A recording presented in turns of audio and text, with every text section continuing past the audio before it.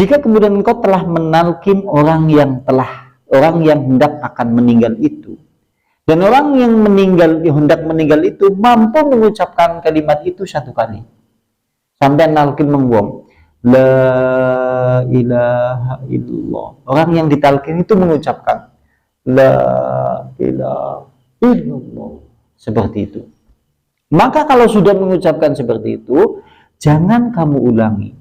Wis mandek, berarti nek sampean wis nalkin la ilaha illallah, orang itu mengucapkan sama la ilaha illallah, sudah berhenti aja dibileni maning. Rabbi wal Islam dini wa Muhammadan Rasulullah. Nah, ini hadis-hadisnya. Sekarang kita lihat penjelasannya. Qala faslun, sekarang bab menjelaskan masalah talqin. Qala ulama'una, berkata ulama-ulama kami, talqinul maudah hadhil kalimah sunnah. Talqin dengan kalimat ini, yaitu la ilaha illallah, adalah sunnah yang dicontohkan dan merupakan amalan-amalan orang Islam. Berarti talqin dengan kalimat la ilaha illallah ke sunnah yang disyariatkan dan dilakukan oleh banyak kaum muslimin. Dengan kalimat talqinnya itu la ilaha illallah, sampean nalkin mengwong mati ora ulih kecuali dengan kalimat la ilaha illallah. Artinya sampean misal suatu saat begitu kemudian datang ke orang yang mau meninggal, jenengan kemudian duduk di dekatnya, subhanallah walhamdulillah wala ilaha illallah akbar, ini tidak berpahala karena ini bukan sunnah. Sunnahnya malah la ilaha illallah, tidak bisa tergantikan dengan kalimat lain. Orang istilah talqin kayak nang wong Jawa cokane nyebut istighfar, bukan, karena kalimat talqin hanya satu, la ilaha illallah. Maksudnya gue kan lucu-lucuan wong Jawa. Suatu saat orang Jawa tatkala mendapati saudaranya, kawannya, sahabatnya mau meninggal, kemudian mereka mendekatinya. Begitu mendekatinya, membisikkan, nyebut istighfar, la ilaha illallah, la haula wala quwata illa billah. Yang seperti ini tidak disyariatkan dalam Islam. Harus kalimatnya la ilaha illallah. Dan kalau diberitil-beritil atau kemudian dipotong-potong. Dipotong-potong boleh tidak? Tidak boleh. Bisa dipotong-potong. Allah men aja abot, kalimatnya Allah baik. La ilaha illallah kan ketahuan, mau nggak meninggal, mau kesuwen, mau ngucap la ilaha illallah, mulanya dipotong. Allah, yang seperti ini tidak disyariatkan. Apa mending dipotong mending? Yang seperti ini juga tidak disyariatkan dalam Islam. Kudu lengkap. Karena ini permasalahannya gini. Sampean bakal garap menangi, garap ngrasakna dewek. Bok suatu saat panjenengan melihat teman, kawan, sahabat, saudara hendak menjemput kepada kematian, berarti kalimatnya kudu kalimat la ilaha illallah. Duduk di sebelah kanannya, bisikan di telinganya la ilaha illallah. Tidak boleh menggunakan kalimat yang lain.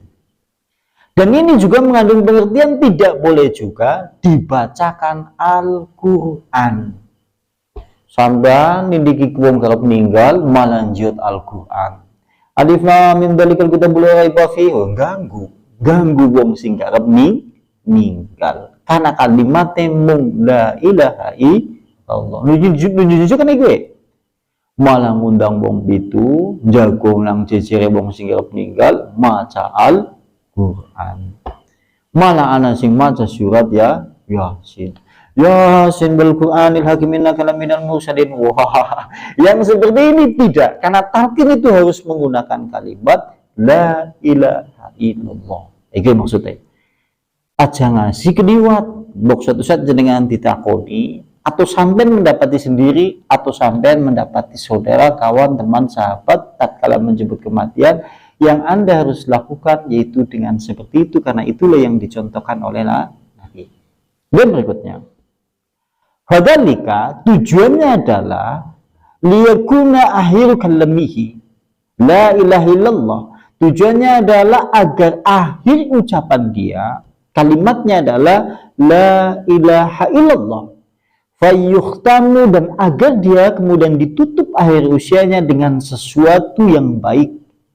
Dan ini mencakup keumuman dari hadis Nabi Shallallahu Alaihi Wasallam yang dikeluarkan oleh Abu Dawud, riwayatnya dari Mu'ad bin Jabal, dan kemudian Abu Muhammad Abdul Haq mensahihkan hadis ini, yaitu diantaranya hadisnya itu adalah mangkana akhiru kalamihi la ilaha illallah dakhulal jannah.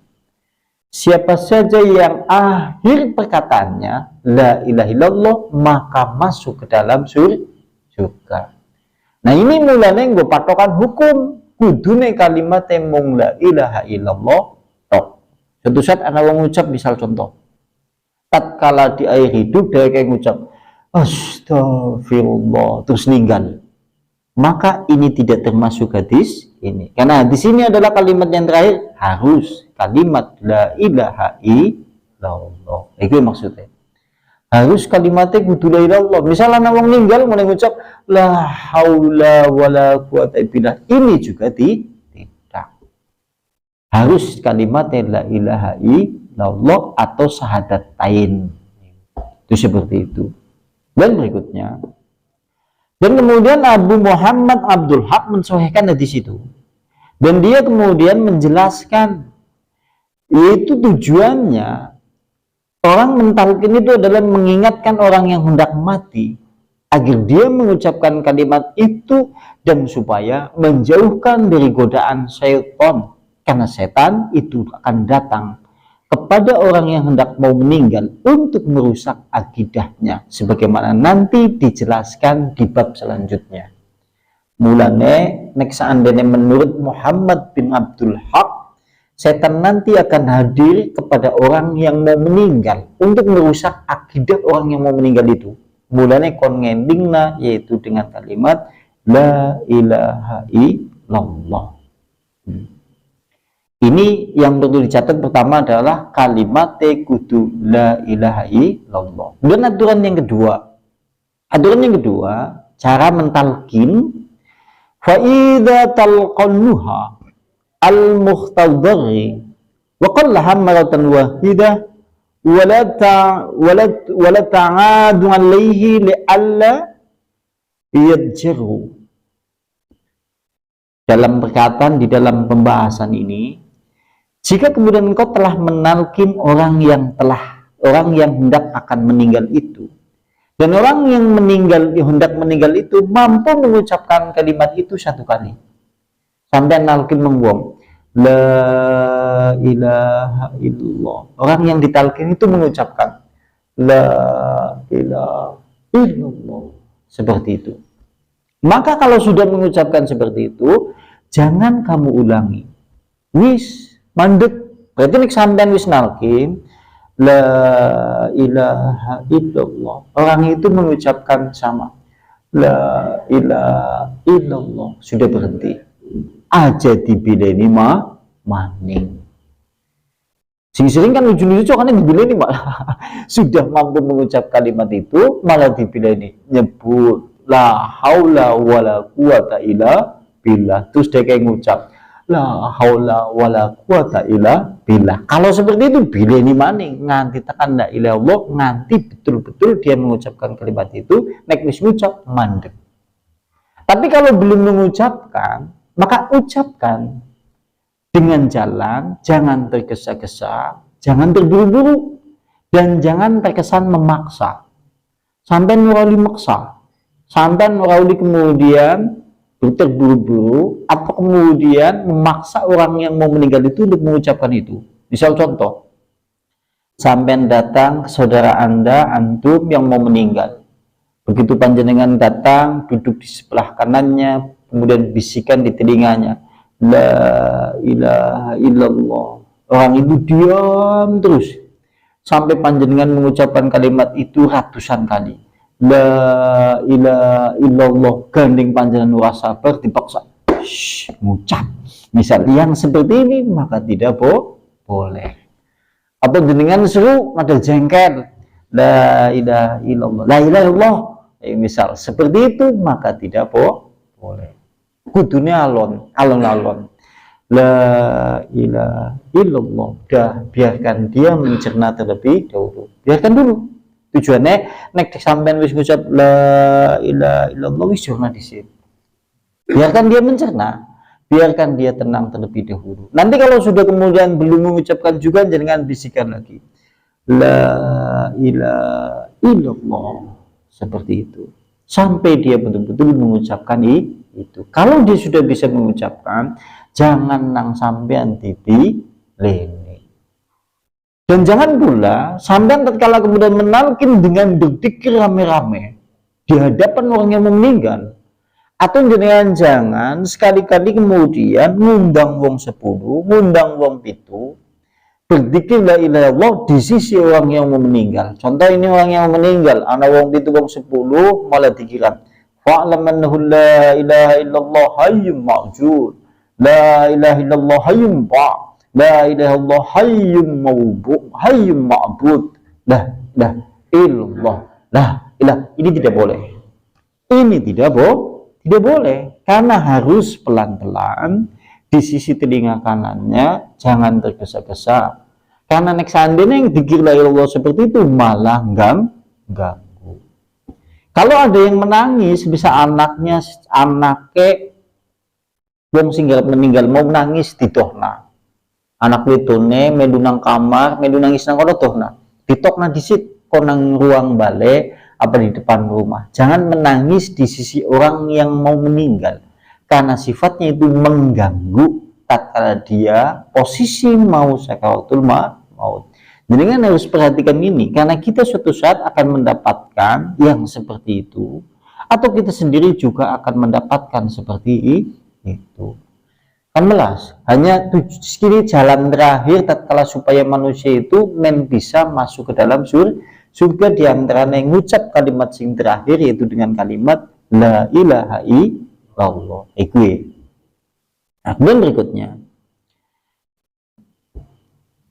qala Ibnu Mubarak, maka oleh karena itulah berkata Ibnu Mubarak, lakin wal mayyitan la ilaha illallah, ajarilah orang yang hendak mau meninggal itu dengan kalimat la ilaha illallah.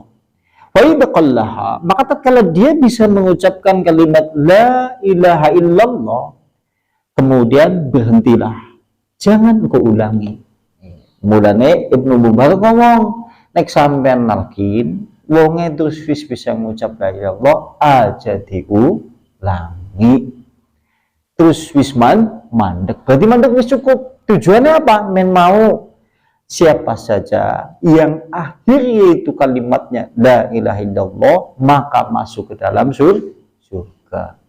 Maksudnya seperti itu. Dan berikutnya qala Abu Muhammad Abdul Haq, berkata Abu Muhammad Abdul Haq, wa innamal dzalik, yang demikian itu karena dikhawatirkan jika kemudian dipaksakan, atau kemudian Anda itu memaksa, atau Anda itu kemudian berulang-ulang di dalam menalkinnya, maka dikhawatirkan nanti akan dia, orang yang mau meninggal itu menjadi gelisah. Malah akhirnya wong mau jadi gelisah dan bingung. Karena seperti itu. Ini perkataan yaitu Abu Muhammad Abdul Haq. Sampai kemudian dikir nang sebelah wong maca Al-Quran nang sebelah orang yang mau meninggal, dikhawatirkan orang yang mau meninggal itu malah bingung. La ilaha illallah, la ilaha illallah, malah orang yang mau meninggal malah bingung. Atau membaca Al-Quran di sisinya malah bingung, tujuannya jenengan ala-ala baik la ilaha illallah. Nek panjenengan anaknya dilus dadane, diambung pipine, dirangkul, nek wiramane dewek misal. nek kira medek rangkul la ilaha illallah wis menang kan dicekal tangannya kok selang beberapa menit mening la ilaha illallah seperti itu aja ngasih salah dalam perkara permasalahan ini karena boleh jadi kalau salah maka khawatirnya malah jadi mudarat untuk si calon orang yang mau meninggal khawatirnya kan seperti itu karpe tujuannya karpe eman kan wong tuane tapi kan dengan kata nyerti ilmune diundang na wong pitu wong 10 wong 15 kon dikir la ilaha illallah nang sebelah kon dikira yang jumlah yang nanti sewu mangguang ngomong bisa ngomong wong sing ninggal mau ya dijawab berisik ganggu mangguang bisa ngomong cuma ngomong nanti kan menang baik wis ora bisa ngapa-ngapa ayo gue bisa nih memberi isyarat dengan mata hati lisannya pun kadang-kadang keluh untuk mengucapkan sesuatu makanya orang tatkala mau meninggal bisa mengucapkan kalimat la ilaha illallah karunia dari Allah subhanahu wa ta'ala mulanya sampai ngesuk meninggal bisa mengucap kalimat itu Masya Allah ini karunia yang tak terhingga dari Allah subhanahu wa ta'ala melebihi segala-galanya karena itu masuk ke dalam hadis Nabi kalimatnya sapa bayi wonge yang akhir hidupnya mengucapkan la ilaha illallah maka dia masuk ke dalam surga jaminannya seperti itu Masya Allah ya kayaknya kayak didongengin ngantuk kopi kok baca orang ngantuk kok